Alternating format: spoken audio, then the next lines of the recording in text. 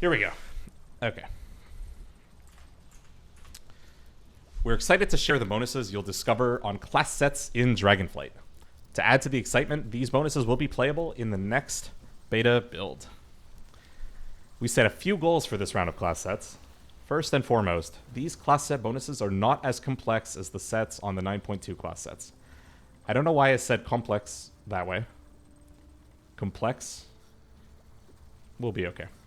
They're not as crazy as the 9.2 ones, and that makes a lot of sense. A lot of people even were advocating for not having any set bonuses this time around, just to let people get used to what's in their trees.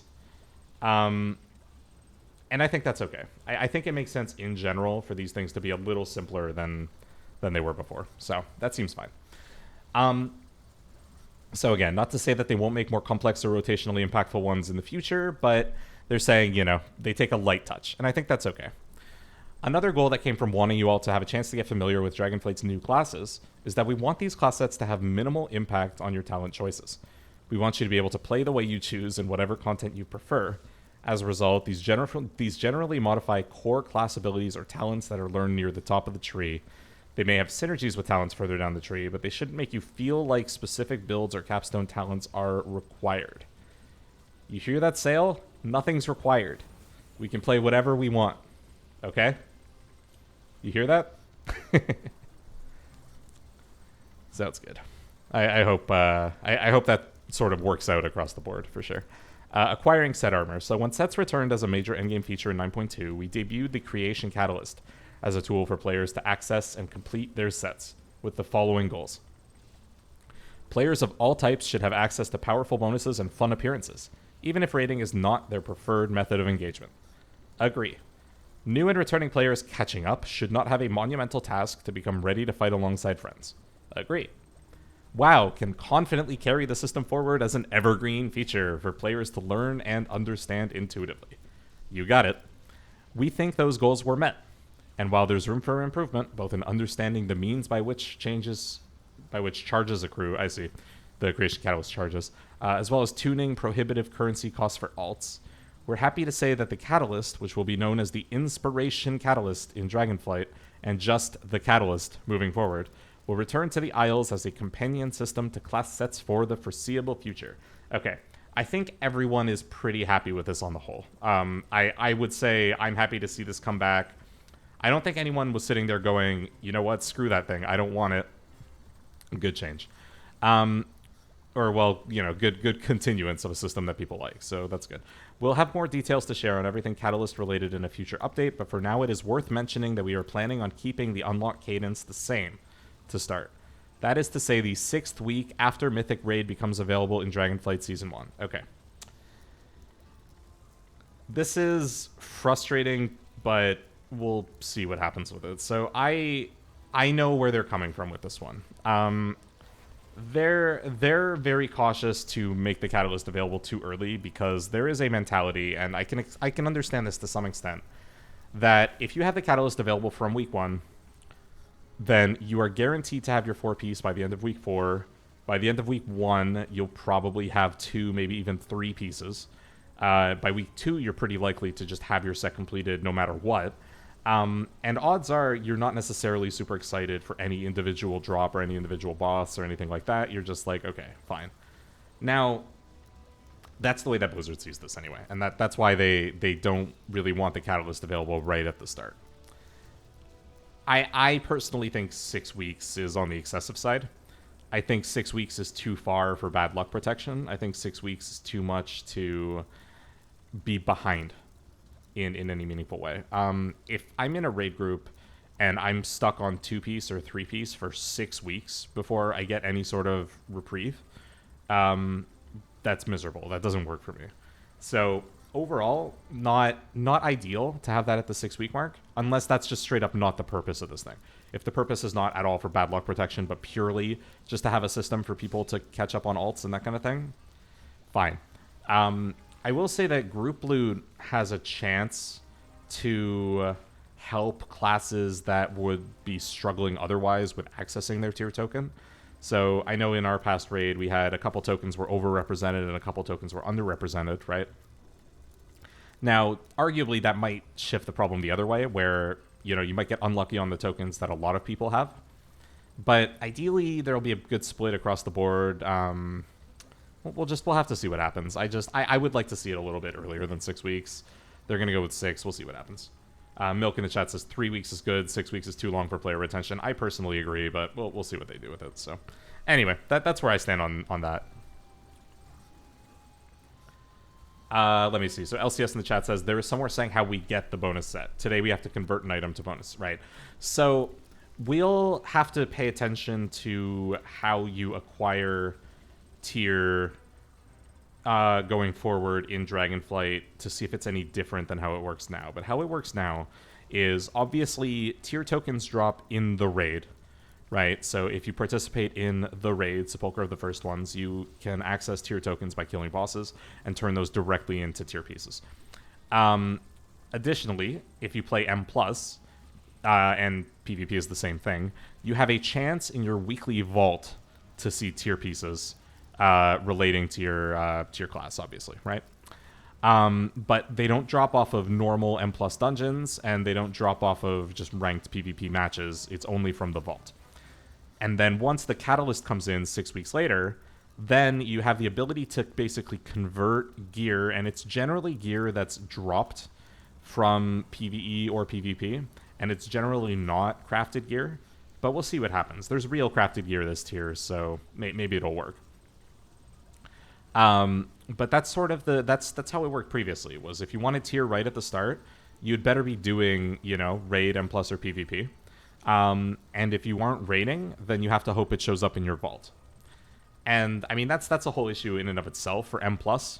I know in watching, and I mentioned this before, when watching Max, he was saying that he thinks kind of on the DL that they're going to be spicing up a little bit on the M+ side of things, and I can hope so. I don't know if that just means, hey, easier tier acquisition for M+, or gear scaling further than than plus 15, or what, There are a couple different things that are on people's sort of radar for M+ and improving that, but right now, it's a little sad, right? So we'll see what happens with that. But anyway, does that answer the question? Hopefully that makes sense, right? So to try these set bonuses in beta. Oh, wait, are these in right now? One second. Are these in right now?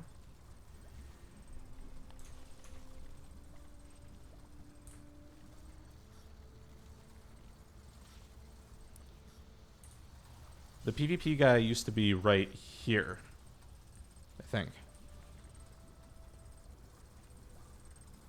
They are, PvP and org. Oh, gosh.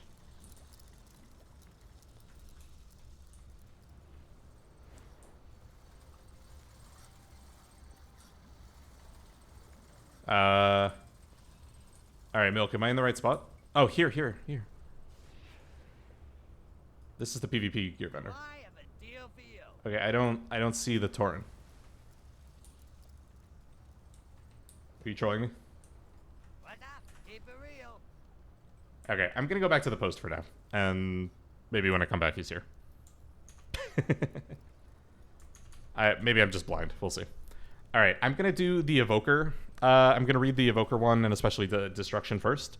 Then I'll read Shadow, give a couple thoughts on both, and then we'll go through and read the rest, where I have no informed opinions whatsoever. But I just want to keep it kind of in an order that's helpful for everyone. So, Evoker.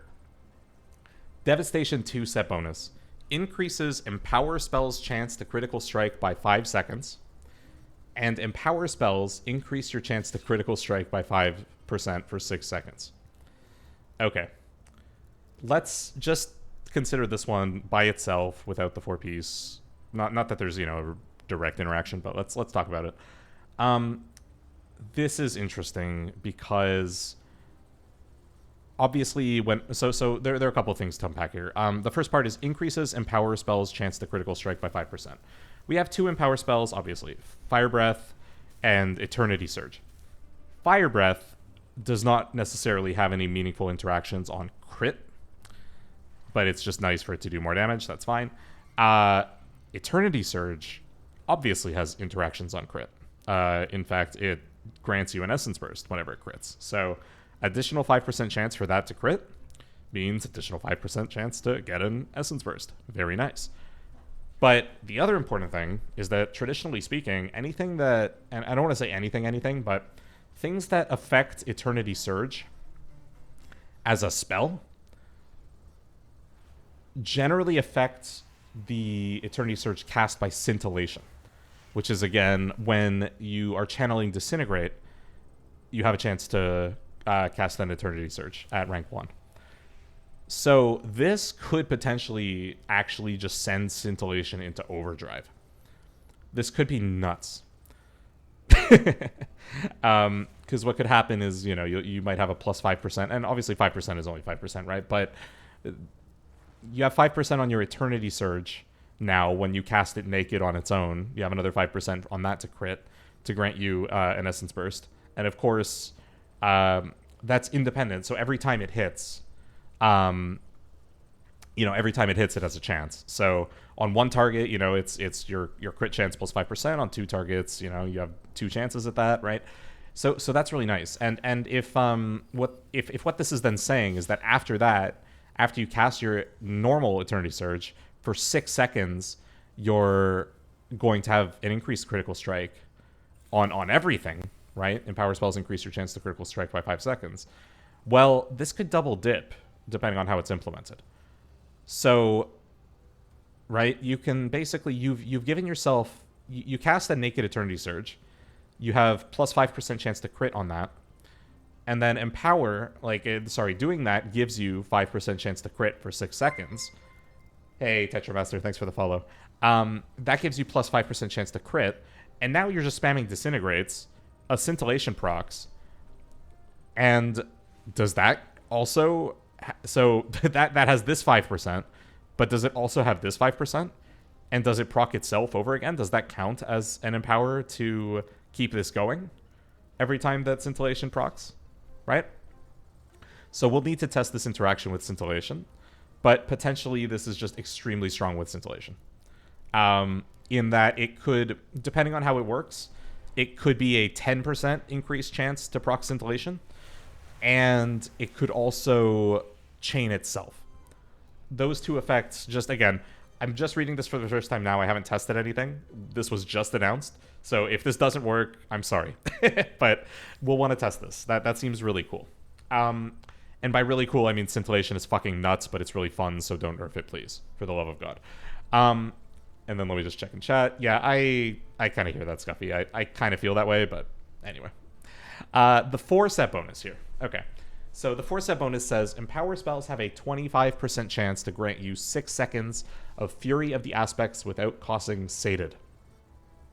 Fury of the Aspects is our Bloodlust. So this is saying every time you cast an Empower spell, you have a 25% chance to get 6 seconds of Bloodlust without causing Sated. So two things. One, does this stack with normal Bloodlust? Yeah, Milk, that's okay. We'll find the vendor later. And if it's not up right now, we'll test later, and I'll show some stuff, so that's fine. So, yeah. We'll need to know if this stacks with Bloodlust. Does anyone in chat still here know how the Mage one works right now on beta, where I think they have a Capstone that has a chance to proc Time Warp? Does that stack with Bloodlust?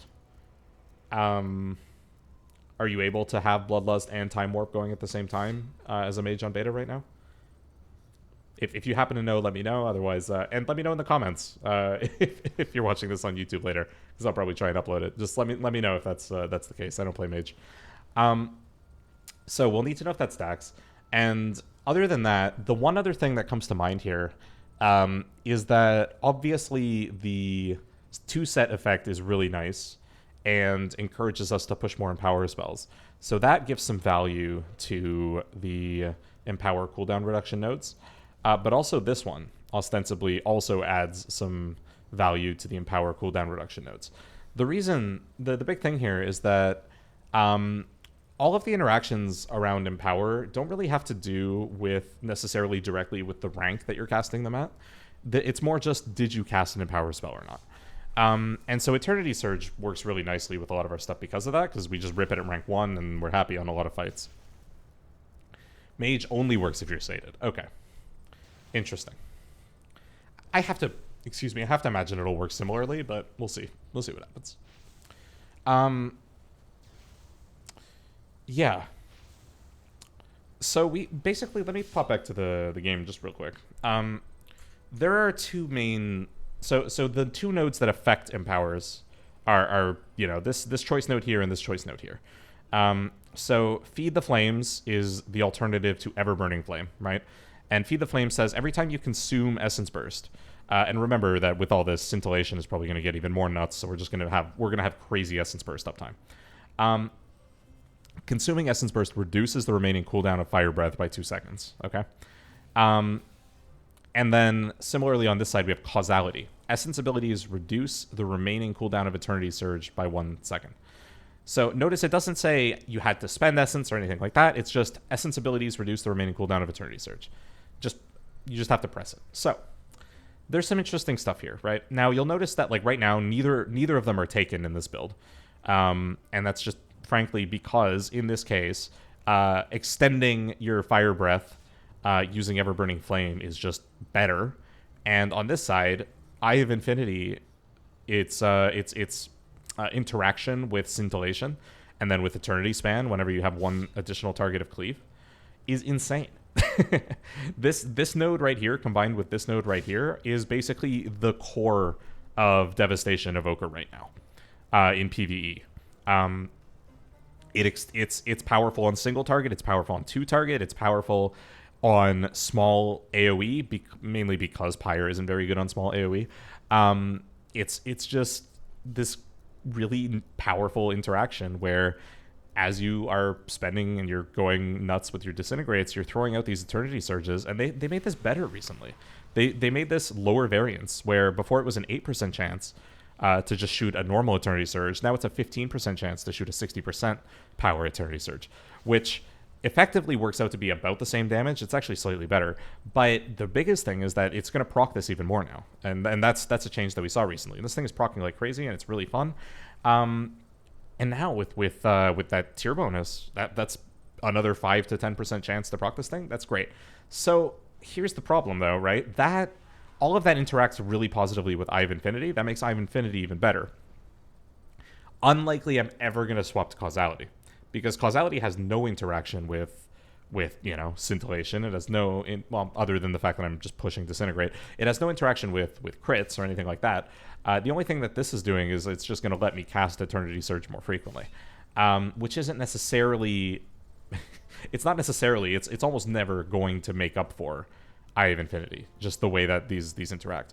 But on this side, and this is where I'm curious, is just this interaction here with Feed the Flames and Everburning Flame, because there is a hypothetical universe here with this spec, and for us to reach this point in Season 1 would be pretty ridiculous, but there is a point where with enough crit, with enough of these interactions, with enough, off of Scintillation, where you just kind of rip Disintegrate forever. You just kind of push Disintegrate. Maybe you're pushing one Living Flame after every Fire Breath to make use of your Leaping Flames, and maybe you push a second one to make use of Scarlet Adaptation, and maybe on the move you're pushing Burnout stacks, Burnout procs. There is entirely a world where you just don't care about extending Fire Breath, because you almost can't. If the only thing you have to rely on is Firestorm because you're just not pushing Living Flame anymore, which is kind of crazy, but bear with me, right? That could be an opening for Feed the Flames. If you're not getting value from Everburning Flame because you're doing more damage doing other stuff, that's an opening for Feed the Flames to come in. Another opening for Feed the Flames to come in is a situation like this, where we're encouraged to both use Empower spells more often, but also to stagger them, right? Right now, it's pretty easy for us to just go into cooldowns. We pop, we just jump into Dragon Rage. We pop Tip. We go Fire Breath. Maybe we just rip an Eternity Surge, and then we go into our stuff. This is going to encourage us now to sort of spread them out, right? And what that kind of means is, okay, well, maybe now I have a world where I feed the Flames immediately upon going in to my cooldowns. Halfway through my cooldowns, I pop an Eternity Surge at rank 2. Then a few seconds later, I go back with Feed the Flames and I push my Fire Breath again. And there's no chance I have anywhere near as much uptime on, like, I can't achieve 100% uptime on this thing. But if this is synergizing really effectively with all of these new essence bursts that I'm getting with Disintegrate, that could really reduce the cooldown here and give this really high uptime.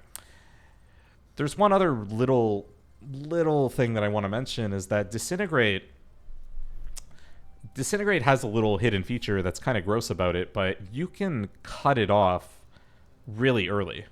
Like, you can cut it off halfway through the cast if you want, and spend essence bursts at the same rate as Pyre, effectively. In fact, more, because, well, I mean, anyway, but we don't care about the essence cost. We just care about the essence burst spending ability. You can just rip Disintegrates that you're just canceling after the second part of the, what's it called? The second tick. And with enough crit, with enough essence burst generation, you might just never run out of essence bursts. You might just be happy to be proccing this reduction on Fire Breath more often, if you're in a world where you're just generating enough essence bursts to be able to do that.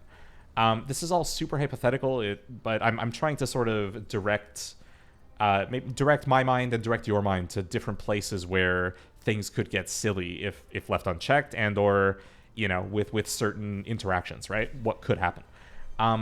So I think that's pretty wild. But all of that said, this is the sort of interaction that makes Feed the Flames more attractive and Everburning Flame less attractive. I just don't know it's enough. What I would want to know is on fights where I can't really reliably get good Firestorm uptime, or even fights where, like let's say the one that we saw earlier today with the eggs, right? Where there's a lot of AoE all the time, but like nothing is stacked up for a long time, right? So we'll have to see. But overall, right? Just to sum up the Evoker set at the very least here, or at least the Devastation set. This has some really interesting possible interactions with the way that our current scintillation stuff is working, and I think it'll turn out to be very strong, even if it doesn't double dip exactly in the way that I think it's fine. And then this is just like, I don't actually know how strong this will work out to be. It seems pretty tame. It seems pretty tame for a 4th set, but it's always fun to have Bloodlust, right? So this whenever this procs, it'll feel good at the very least. We'll just see. Maybe the numbers aren't quite right. Maybe this needs to be a slightly higher chance, or maybe this needs to be a little bit longer or something. It might, or maybe it's just good. I don't know. It's hard for me to tell. But that's kind of where I stand. I don't mind these. Just before we, close out on that one, I know there's a lot of feedback on the forums just about Empower spells in general. I don't necessarily hate the way that, after having done 2 days of raid testing now, I don't necessarily hate Empower spells in general. I don't think they're absolutely terrible. There are definitely worlds where, or there are moments at the very least where I'll drop a Fire Breath and then I'll move out of it. I basically will be going, so many ways for Fire Breath to go wrong in a raid. Like the tank is picking up small adds, you plant to drop on them, but then he adjusts like 5 yards in one direction and you have to move. Or, a mechanic spawns under you as soon as you start casting the Fire Breath, and odds are it doesn't actually let you release on time. So I think we've got Haze Frost. Thanks for the follow. Much appreciated. So overall, look, Empower spells can be punishing, I think, in raid, but I'm having a lot of fun with the raid testing for sure. There's no question. You can't look at the last 3 hours of raid testing and go, that's not a man having fun, right? So these are a little awkward right now, but I think it's okay to technically base the set around them, and I hope this opens up some build diversity from what we're seeing right now. So we'll see what happens with that at the very least. It doesn't necessarily fix anything about Pyre. It doesn't really fix anything about sort of the rest of the kit. But it could give a little bit of diversity to, at the very least, like Feed the Flames and Everburning. There's a chance. And if you crack open Everburning, then you crack open like the Firestorm technology, because Firestorm is basically just there to extend your 1 every 30 second Fire Breath. So anyway.